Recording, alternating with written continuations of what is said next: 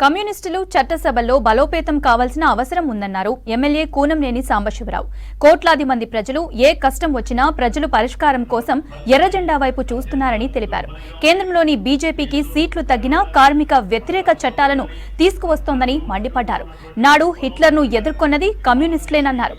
ఇప్పుడు మోదీని ఎదుర్కొనేది కూడా కమ్యూనిస్టులేనన్నారు. స్థానిక సంస్థల్లో పొత్తులు ఉంటే కాంగ్రెస్ తో ఉంటాయని, లేదంటే సొంతంగా బరిలో దిగుతామన్నారు కూనంనేని.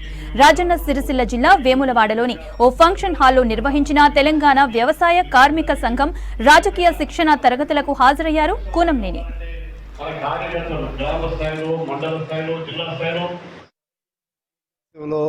కమ్యూనిస్ట్ పార్టీ ప్రారంభమై 99 సంవత్సరాలు పూర్తవుతుంది. డిసెంబర్ 26 నాటికి 100వ సంవత్సరంలోకి అడుగు పెడతా ఉంది. అంటే ఇంత ఘనమైన చరిత్ర కలిగినటువంటి పార్టీ, ఇన్నేళ్లు ఉన్నటువంటి సుదీర్ఘంగా 100 సంవత్సరాల పాటు ఉన్నటువంటి పార్టీ మరొక పార్టీ లేదు భారతదేశంలో. అసెంబ్లీలు, పార్లమెంట్లు ఇవి ఉన్నటువంటి ఈ రాజకీయ కలుషితమైనటువంటి, అదేవిధంగా డబ్బు ఆధారంగా ఉన్నటువంటి ఎన్నికల నేపథ్యంలో అవి తగ్గుతున్నప్పటికీ కూడా, చట్టసభల్లో ప్రాతినిధ్యం తగ్గినప్పటికి కూడా ఇప్పుడు కూడా కోట్లాది మంది ప్రజలు ఎర్రజెండా వైపు చూస్తూ ఉన్నారు.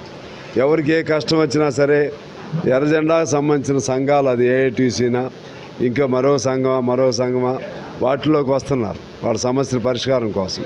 ఈ నేపథ్యంలో కమ్యూనిస్ట్ పార్టీని మరింత బలోపేతం చేయాల్సినటువంటి అవసరం ఉంది. అంటే జనంగా ప్రేమ కమ్యూనిస్ట్ పార్టీ మీద ఉంటుంది. ఆ ప్రేమను కార్యరూపంలో దాల్చాలంటే చట్టసభల్లో కూడా బలోపేతం కావాలి. తెలంగాణలో బీజేపీ అనే ఒక ప్రమాదకరమైన పార్టీ ఎంటర్ కాకూడదు.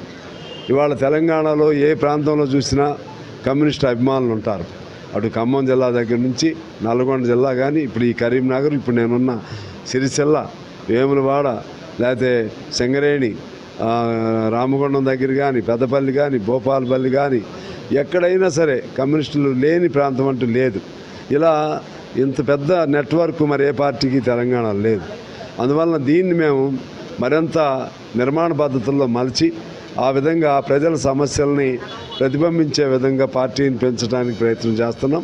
దురహంకారమైనటువంటి హిట్లర్ భావజాలంతో, నాజీ భావజాలంతో ఇది దేశాన్ని ముందుకు తీసుకెళ్లాలని నరేంద్ర మోడీ ప్రయత్నం చేస్తున్నాడు. మొన్న ఓట్లు తగ్గినా, సీట్లు తగ్గినా, ఓటమి అంచుల్లో పోయినా కూడా ఆయనకేం మార్పు లేదు. దాన్ని ఎదుర్కొనేది ఆనాడు హిట్లర్ని ఎదుర్కొంది కమ్యూనిస్టులే.